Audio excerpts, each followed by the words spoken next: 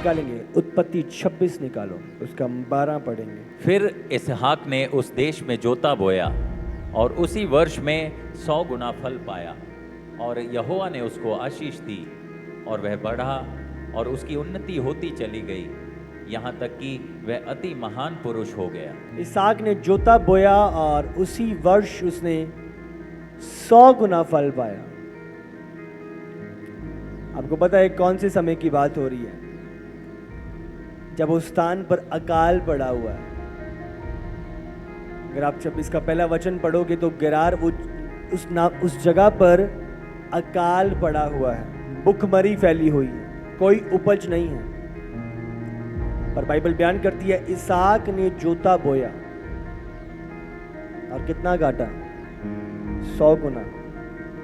अब समझ रहे हो, जो लैंड पे उसने फसल बोई 100 गुना रिटर्न उसे मिला, जबकि सारी जगहों पे अकाल पड़ा हुआ है और यहोवा ने उसको आशीष दी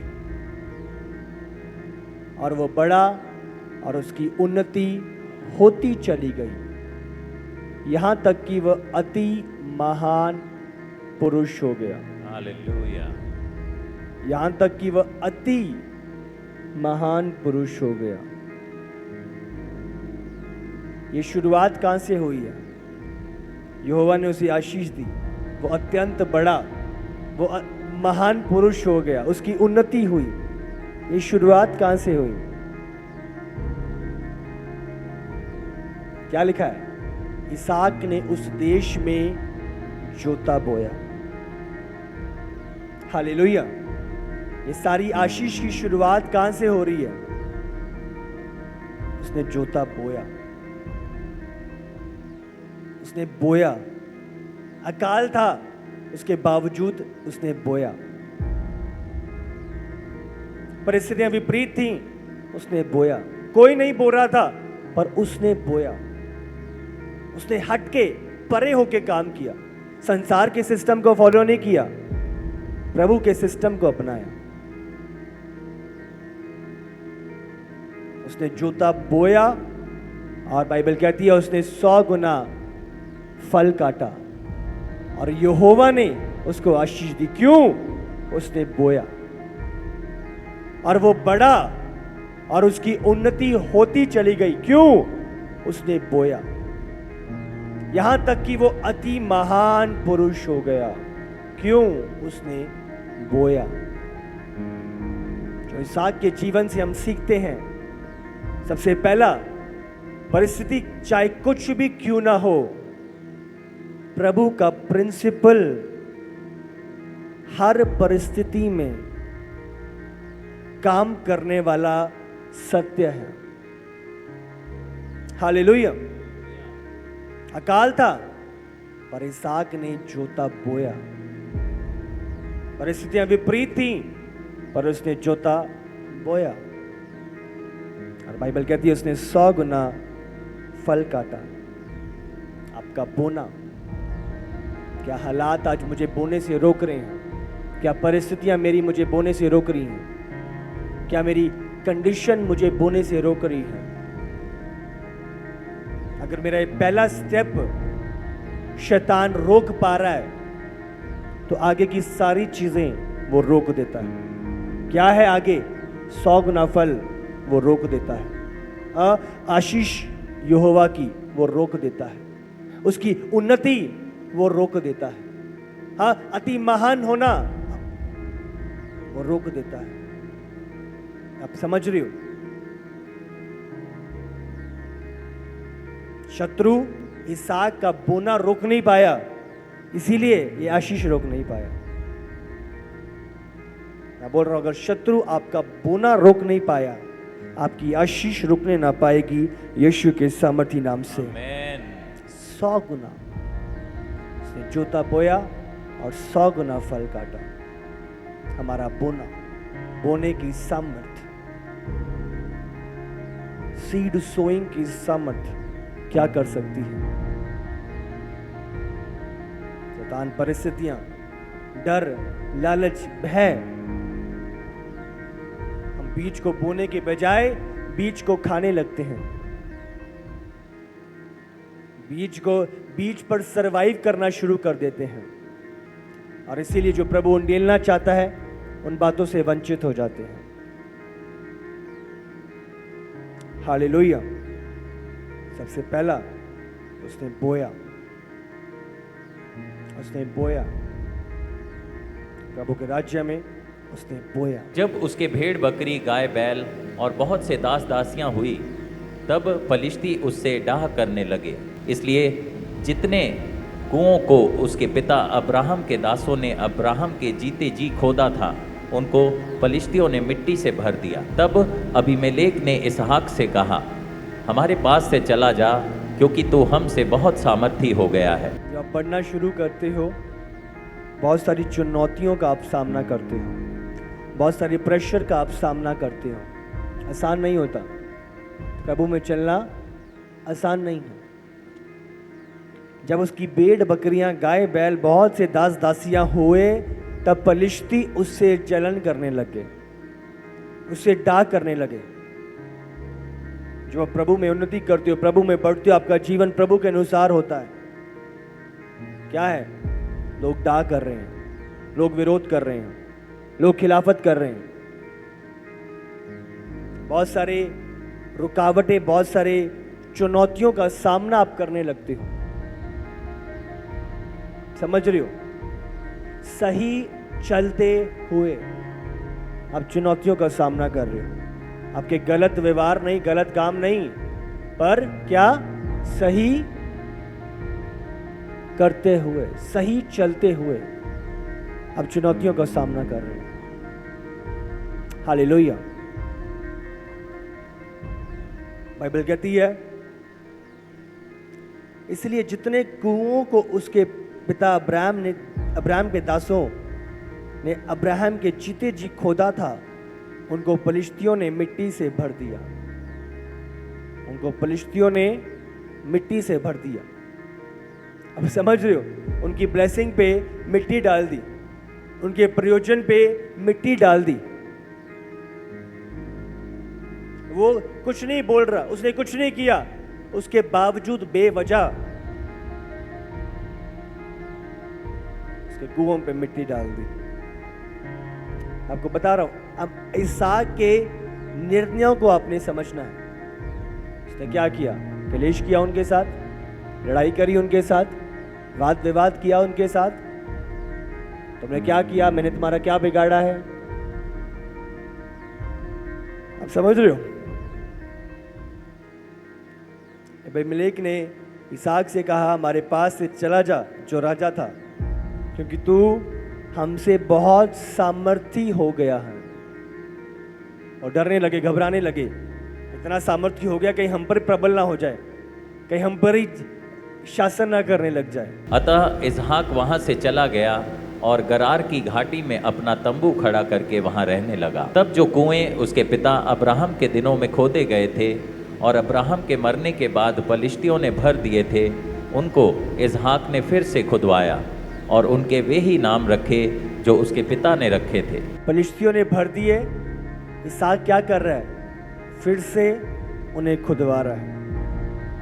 लड़ा नहीं, कलेश नहीं किया, पर क्या है?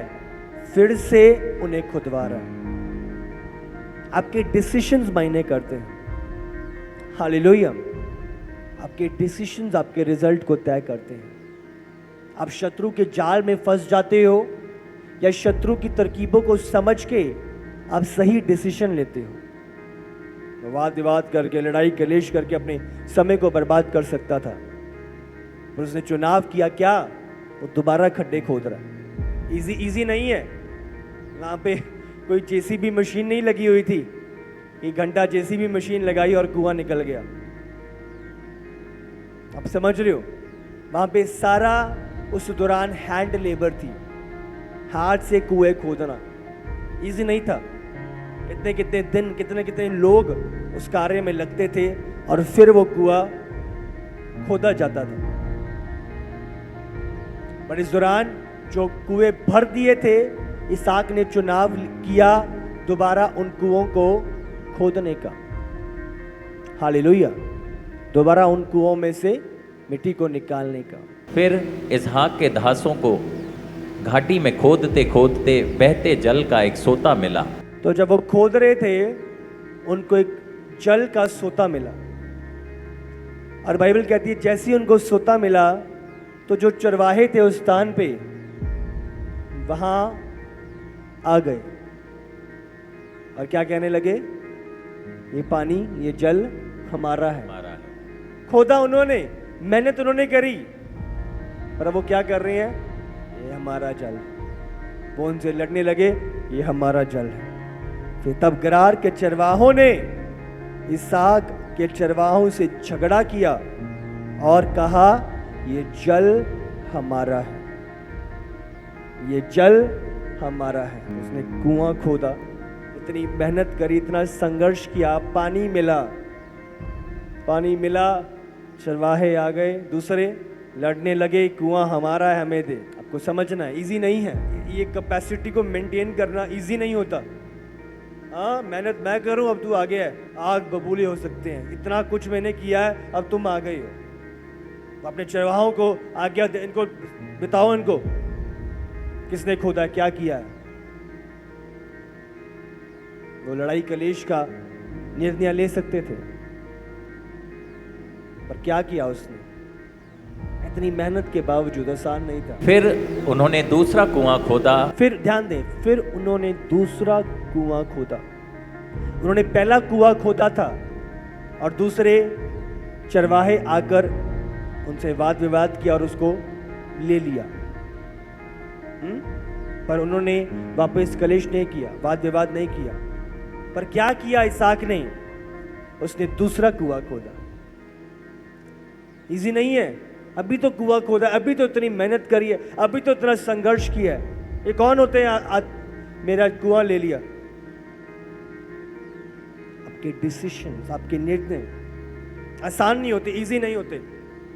उस दौरान इतनी मेहनत करने के बावजूद कोई आके और हक जमा रहा है। शैतान आपके वीक पॉइंट को पकड़ता है, शैतान आपके टाइम को चुराता है। आप समझ रहे हो? शैतान आपको भटकाता है कि आप रियलिटी से परे हो जाएं, रियलिटी से दूर हो जाएं। पहला कुआं खोदा, उन्होंने ले लिया, दूसरा कुआं खोदा। समझ रहे हो? दूसरा, मैंने आपको बताया था, कोई बड़ी जेसीबी क्रेन मशीनें नहीं थी, सारा हैंड लेबर। अभी संघर्ष किया, अभी इतना काम किया है, उसके बाद दूसरा कुआं, दोबारा से शुरुआत से वो काम करना, कुएं खोदने पे लग गए। अभी था थोड़ा सा आराम करेंगे, पानी निकल आया, पर दोबारा दोबारा दोबारा, दूसरी बार दोबारा से उन्होंने कुआं खोदा। क्या हुआ उसके बाद? दूसरा कुआं खोदने के बाद, और उन्होंने उसके लिए भी झगड़ा किया, इसलिए उसने उसका नाम सिना रखा। हालेलुया, सितना रखा। दूसरा कुआं भी खोदा और उसके लिए भी झगड़ा किया। आप समझ सकते हो कि हदों से हदें पार हो रही है। ठीक है, एक कुआं दे दिया, अब दूसरा भी। इतनी मेहनत के बावजूद अब तुम आके अपना मुंह खोल बैठ रहे हो। सारी मेहनत हमने करी है, सारा संघर्ष हमने किया है, दिन और रात हमने लगाया है। इजी नहीं है, वरना उसी टाइम पे खड़ा हो जाए, या आर है या पार है। पहला कुआं खोदा, चरवाहे आए, हमारा पानी है, ले लिया। दूसरा कुआं, फिर से मेहनत करी और वो दूसरे आए और उन्होंने उसे भी ले लिया। अब फिर से तीसरा कुआं खोदने का निर्णय, वाद विवाद करने का निर्णय नहीं, तीसरा कुआं खोदने का निर्णय। तब उसने वहां से निकलकर एक और कुआं खुदवाया और उसके लिए उन्होंने झगड़ा ना किया, इसलिए उसने उसका नाम यह कहकर रहोबोत रखा, अब तो यहोवा ने हमारे लिए बहुत स्थान दिया है और हम इस देश में फूले फलेंगे। तब उसने वहां से निकलकर एक और कुआं खुदवाया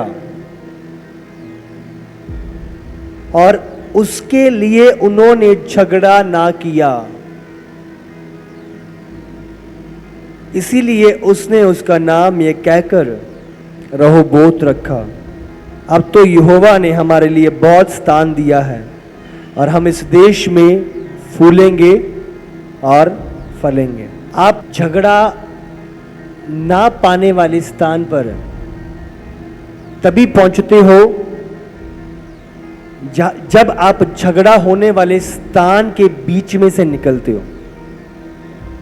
हालेलुया। आपको समझना है, इसहाक ने निर्णय लिया वाद विवाद ना करने का। आपको समझना है उसके डिसीजन को। वो कर सकता था, उसने उसके 2 मारे, इनके 4 मारे, 10 मारे, 20 मारे, इसी में लगे रहना था। पर उसने चुनाव लिया उससे हटके दूसरा कुआं खोदना। दोबारा से ले लिया, इजी नहीं था, आसान नहीं था, इतनी मेहनत इतना काम करने पर तो आके आपका वो कुआं उठा ले रहा है, उस पर कब्जा कर ले रहा है। इजी नहीं था, पर उसने चुनाव लिया, चुनाव किया, एक डिसीजन, एक निर्णय उसने लिया दोबारा से कुआं खोदने का। आपकी डिसीजंस मायने करते हैं। शैतान अलग अलग परिस्थितियां, अलग अलग आकर्षण, अलग अलग प्रेशर, अलग अलग वाद विवाद लेके आता है, हमें डराता है, धमकाता है ताकि हम रॉन्ग डिसीजन को लें, हम गलत कदम उठाएं। वो जबरदस्ती नहीं कर सकता, पर वो ऐसी परिस्थितियां स्थापित करता है। डिसीजन लेना आपके ऊपर है। हवा के पास आया, उसने परिस्थितियां स्थापित करी, फल अच्छा है, ऐसे कर लो, ऐसे कर लो। उन परिस्थितियों के अनुसार उसने उसके हक में, उसकी रीति से निर्णय लिए। हालेलुया। शैतान कुछ जाल ऐसे फेंकता है, ऐसे जाल स्थापित करता है जिसमें वो चाहता है कि हम आए और उसमें फंस जाएं। वो फंसा नहीं सकता जब तक कि निर्णय आपका ना हो, आपका चुनाव। आज क्या हमारा चुनाव परिस्थितियों के मुताबिक है, संसार के मुताबिक है, लोगों के मुताबिक है, प्रेशर के मुताबिक है, विरोध के मुताबिक है, कलेश के मुताबिक है? हमारा चलना, हमारा निर्णय, हमारी दिशा, हमारा मार्ग आज कौन तय कर रहा है? प्रभु का कलाम या परिस्थितियां? आज परिस्थितियां, प्रेशर, आज तो आज इधर जा रहे हैं, कल को इधर है तो कल को इधर मुड़ रहे हैं। एक डिसीजन आपका, एक निर्णय आपका बने रहने का, आपका खड़े रहने का, आपका चलते जाने का। वाद विवाद कर रहे हैं, अब उधर ही उलझे पड़े हो या अब अगला कुआं खोदने के लिए जा रहे हो? दोबारा से आप कुआं खोद रहे हो, चलो कोई बात नहीं, वो इतनी मेहनत लगा रहे हो, शैतान उलझ जाने का प्रयास कर रहा है, वो लेके आ रहा है षड्यंत्र इधर से उधर से। पर आपको पता है आप कौन से दर्शन में हो, कौन से मार्ग में हो, किस लिए बुलाए गए हो? आप कलेश की ओर नहीं, आप अपने अगले कुएं की ओर बढ़ते हो। अगले कुएं पे दोबारा झगड़ा, दोबारा कलेश। अब तो बस ही हो गई है, हुन नहीं मैं करना, बहुत देख लिया भला करके, हुन तो सीधा नरक जाओ तुसी। अब समझ रहे हो, बहुत बारी हम आग बबूले हो जाते हैं, एक तब चंगा करो, एक तब चंगी गल्लां दसो, उतो इन्हां दे ताने सुनो, उतो इन्हां दी धमकियां लो। अब समझ रहे हो, आप उनके झगड़ों से, उनके कलेश से अपने कार्य को थाम नहीं लेते, रोक नहीं लेते। उसने खड्डे खोदना बंद नहीं किया, 2 बार भर दिए। ये नहीं था अब तीसरी बार भी खोदूंगा, तीसरी बार भी अपना लेंगे, तीसरी बार भी ले लेंगे, मैं तो यही करता रह गया, इनके लिए ही खोदता रह गया। इजी नहीं था। दूसरी बार दूसरे झगड़े के बाद आसान नहीं था तीसरा कुआं खोदना, दोबारा से मेहनत करना, दोबारा से स्टार्ट करना, दोबारा से शुरुआत करना। पर इसहाक का चुनाव फिर से करने का, उन चुनौतियों को लांघने का, उन रुकावटों को लांघने का, एक और कदम सत्य, सच्चाई और भलाई की ओर बढ़ाने का एक और निर्णय। कलेश है, विरोध है, सताव है, खिलाफत है, पर क्या आपका चुनाव है एक और कदम बढ़ाने का? क्या आपका चुनाव है एक और कुआं खोदने का? 2 के लिए उन्होंने झगड़ा किया, पर इसहाक का निर्णय तीसरा कुआं खोदने का। और फिर वो कुआं खोदा जहां पे झगड़ा नहीं हुआ। हालेलुया। जब झगड़ा आपको कुएं खोदने से रोक नहीं पाया, तो प्रभु उस कुएं पे भी पहुंचाएगा जहां पे आप झगड़ा नहीं पाओगे, जहां पे आप फल, पानी, बहुतायत, भरपूरी पाओगे यीशु के सामर्थी नाम से। और जिसका आमीन ऊंचा है, ये आशीष उसकी होगी यीशु के सामर्थी नाम से। आपको निकलना पड़ेगा। आप निकलते हो, आप उस कार्य को बंद नहीं कर देते, उस चुनाव को बंद नहीं कर लेते, उस निर्णय को बंद नहीं कर देते। इजी नहीं है, मुश्किल है, एफर्ट लग रहा है, इतना प्रेशर के बावजूद वो कदम बढ़ाना, धमकियां मिली है मार देंगे, उसके बावजूद कुआं खोदना। ये पता नहीं है अगर ये कुआं खोदूंगा शायद इस पे भी कब्जा ना कर रहे, उसके बावजूद आप एक निर्णय लेते हो कुआं खोदने का। तीसरे की कोई गारंटी नहीं थी कि इस बार कोई कब्जा नहीं होएगा, कोई साइन नहीं हुए थे कि ये प्रॉपर्टी तेरी है, हां तू कुआं खोद ले, तेरा ही होएगा। कोई डॉक्यूमेंट्स रजिस्ट्री नहीं हुई थी, उसके बावजूद एक निर्णय, मैं कुआं खोदूंगा। हे राजा, अगर हमारा प्रभु आग से ना भी बचाए तो एक बात सुन ले कि हम इस मूरत के आगे दंडवत नहीं करेंगे। आपका चुनाव प्रभु के लिए, आपका चुनाव प्रभु के लिए, आपका चुनाव, आपका निर्णय आगे बढ़ने का। लोग विरोध में हैं, लोग सता रहे हैं, लोग जलन कर रहे हैं, वो नहीं जानते आप क्यों वो कर रहे हो जो आप कर रहे हो। हालेलुया।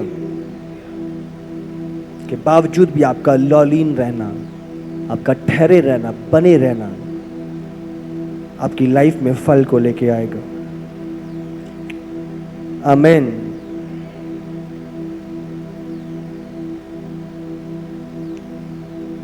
आपका बने रहना। बैरियर्स हैं, पर अपने आप को थामो ना, रुको ना, बढ़ते जाओ। लोग रोक रहे हैं, बढ़ते जाओ। झगड़ा कर रहे हैं, आप फोकस के साथ आगे बढ़ रहे हो। अब अपने आप को उलझाते नहीं हो, व्यर्थ बातों में फंसते नहीं हो, आप सही डिसीजंस को लेते हो, सही निर्णय, सही चुनाव आपकी लाइफ में। हालेलुया।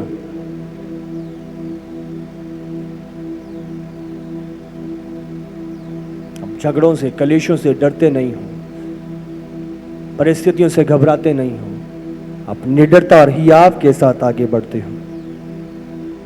हालेलुया। दो बातें इसहाक की जो लाइफ से हम सीखते हैं, उसका बोना और दूसरा उसका निडरता के साथ हर चुनौती हर रुकावट को पार करते हुए आगे ही बढ़ते जाना, आगे ही बढ़ते जाना। आगे अनाकवंशी हैं, जबूसी हैं, हिब्बी हैं, उसके बावजूद यहोशू और कालेब की तरह निर्णय कि हम अवश्य उन पर जीत हासिल करेंगे। आपका बढ़ते जाना, आपका थमना रुकना नहीं, निश्चय हम उन पर प्रबल होंगे, निश्चय हम उस अपने स्थान पे पहुंचेंगे, निश्चय उस कुएं पे पहुंचेंगे जहां पे झगड़ा ना होएगा, जिसका पानी हम पिएंगे और जो हमारी फसल के लिए सिंचाई का काम करेगा। घबराएं ना, चिंता ना करें। आज आप खड्डे खोद रहे हो और कोई रेत भर दे रहा है, डोंट वरी। खोदना बंद ना करो। लोग भर रहे हैं, आप खोदना बंद ना करें। एक समय आएगा वो चाकर भी भरने ना पाएंगे। आप अपनी मेहनत का फल काटोगे यीशु के सामर्थी नाम से। आपका बोया हुआ बीज फल को लाएगा यीशु के सामर्थी नाम से। झगड़े के कारण वो रुका नहीं, उसने खोदा। बोना और खोदना, ध्यान रखिए, बोना सिर्फ पैसा नहीं होता। पैसा है पर सिर्फ पैसा नहीं है बोना। एक वचन निकालेंगे, गलातियों 6 उसका 7 और 8। धोखा ना खाओ, परमेश्वर ठट्ठों में नहीं उड़ाया जाता, क्योंकि मनुष्य जो कुछ बोता है वही काटेगा। क्योंकि जो अपने शरीर के लिए बोता है वह शरीर के द्वारा विनाश की कटनी काटेगा, और जो आत्मा के लिए बोता है वह आत्मा के द्वारा अनंत जीवन की कटनी काटेगा। क्योंकि एक व्यक्ति जो बोता है वो काटेगा भी, सिर्फ पैसा नहीं। आप अपने समय को प्रभु के राज्य में, भवन में बोते। आज आप यहाँ पे मौजूद हो, आपका समय प्रभु के भवन में, प्रभु की बातों को सीखने में, प्रभु की प्रेजेंस में, आप अपने तोड़ों को प्रभु में बोते हो। आपके टैलेंट,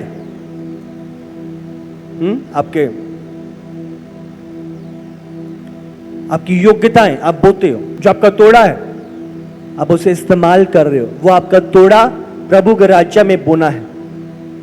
हालेलुया। हम अपनी संपत्ति के द्वारा प्रभु के राज्य में देते हैं, उसका आदर करते हैं। जो एक व्यक्ति बोता है वह उसे काटेगा भी। क्योंकि जो अपने शरीर के लिए बोता है वह शरीर के द्वारा विनाश की कटनी काटेगा, और जो आत्मा के लिए बोता है वह आत्मा के द्वारा अनंत जीवन की कटनी काटेगा। जो शरीर के लिए बोता है, शरीर के लिए बोता है, अब अपने शरीर तक सीमित हो। मैं क्या पहन लूं, क्या खा लूं, क्या कर लूं, क्या बना लूं, अब शरीर तक ही सीमित हो। शरीर के द्वारा विनाश की कटनी काटेगा, शरीर के द्वारा विनाश की। अगर आज हम शरीर तक ही सीमित हैं, वो विनाश की कटनी काटेगा। मैं अपने ऊपर क्या लगा लूं, क्या कर लूं,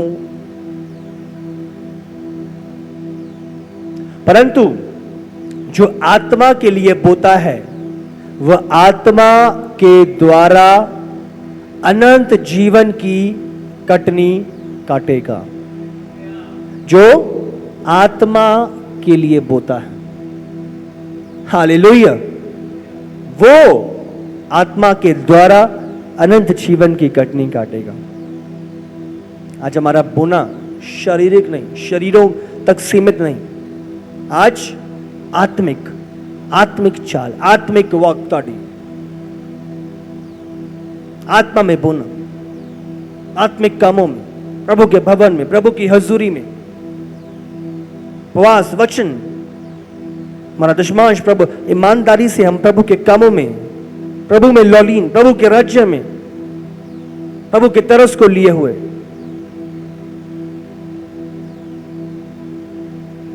हालेलुया। हमें ध्यान रखना है, जो एक व्यक्ति बोता है वह उसे काटेगा भी।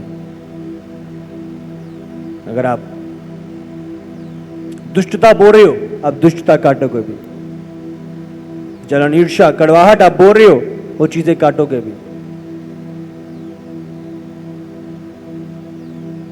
आज आप किसी के ठोकर खाने का कारण बन रहे हो, ठोकर आ रही है आपके आगे।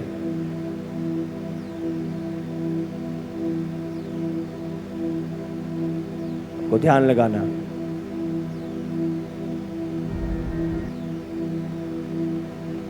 ध्यान लगाना, आप क्या बोल रहे हो, आप काटोगे भी। हालेलुया। आपके मुंह के शब्द बहुत मायने करते हैं। आप किसी के अंदर क्या उंडेल रहे हो, वो उसे आत्मा में उन्नति कर रहे हैं, आत्मा में डाउन कर रहे हैं। वो उसे प्रभु से दूर कर रहे हैं या प्रभु के निकट कर रहे हैं। वो प्रभु के भवन में उसे सेवा में लौलीन कर रहे हैं या सेवा से दूर कर रहे हैं। उसे संगति में बढ़ा रहे हैं या उसकी संगति कम कर रहे हैं, मायने करते हैं। बाइबल में लिखा है, पुराने नियम में जब दानियल के समय में बेलशेजर राजा था, तो जो प्रभु के मंदिर, प्रभु के भवन के जो बर्तन थे, उस राजा ने उसे निकाला और अपनी रखेलियों के साथ उसने उसमें दाखरस नशा डाल के उसने नशा किया। प्रभु के पवित्र बर्तनों को उसने नशे से भरा, उसे अपवित्र करा। आप समझ रहे हो, प्रभु के भवन के बर्तनों को उसने गलत वस्तु डाल के उन्हें अपवित्र किया। बाइबल कहती है उसी रात प्रभु का क्रोध उतरा। एक उंगली उसको दिखाई दी, एक उंगली दीवार पे लिख रही थी। दानियल ने आके उसका मतलब समझाया कि तेरा राज्य आज ही खत्म होएगा, औरों को तेरा राज्य मिल जाएगा। और उसी रात वो खत्म था, उसका विनाश था। हालेलुया। आज जो प्रभु के भवन में, प्रभु के घर में, कलीसिया में जो लोग गलत बीजों को लोगों में बोते हैं, बाइबल में लिखा है प्रभु के जन बर्तन है, कुछ पवित्र अपवित्र। अब समझ रहे हो? तो जो लोग, जो जन प्रभु के इन बर्तनों में अपवित्र वस्तुएं डाल रहे हैं, प्रभु उन्हें छोड़ेगा नहीं। आप समझ रहे हो? आप किसी को डाउन कर रहे हो, किसी को प्रभु से दूर कर रहे हो, किसी को सेवा से दूर कर रहे हो, किसी को संगति से दूर कर रहे हो। आप कड़वाहट उसके अंदर उंडेल रहे हो, उन बर्तनों के अंदर। अब जलन, ईर्ष्या, व्यर्थ बातें उंडेल रहे हो। प्रभु देख रहा है उसके बर्तनों में क्या उंडेला जा रहा है, प्रभु देखता है। अब किसी को अगुवों से दूर कर रहे हो, प्रभु देख रहा है। क्या क्या चीजें उसके बर्तनों में उंडेली जा रही हैं, प्रभु एक एक चीज का लेखा लेगा। मैं बोल रहा हूं, आज लोग कुछ भी कर देते हैं, कुछ भी बोल देते हैं। बाइबल कहते तेरे मुख से हर निकली हुई बात का प्रभु लेखा लेगा। तेरी बात से क्या हुआ है, कितनों ने ठोकर खाई है, कितने दूर हो गया प्रभु से, हर एक बात का लेखा लिया जाएगा। जाने अनजाने तो कैसे भी क्यों ना किया हो, प्रभु लेखा लेगा। आपको समझना है, बाइबल में लिखा है प्रभु ठट्ठों में नहीं उड़ाया जाता। अब निकालो गलातियों 6 उसका 7, धोखा ना खाओ, प्रभु ठट्ठों में नहीं उड़ाया जाता। तो आज एक व्यक्ति जो बो रहा है वो काटेगा भी। उसके बर्तनों में कोई गलत शब्द उन बर्तनों को अशुद्ध कर रहा है, वो उसका रिजल्ट काटेगा भी। प्रभु के भवन में वो फूट डाल रहा है, वो रिजल्ट काटेगा। प्रभु ने एक एक रूह के लिए अपना कतरा बहाया है, अपने लहू का कतरा कतरा बहाया है, वो ठहर नहीं सकता।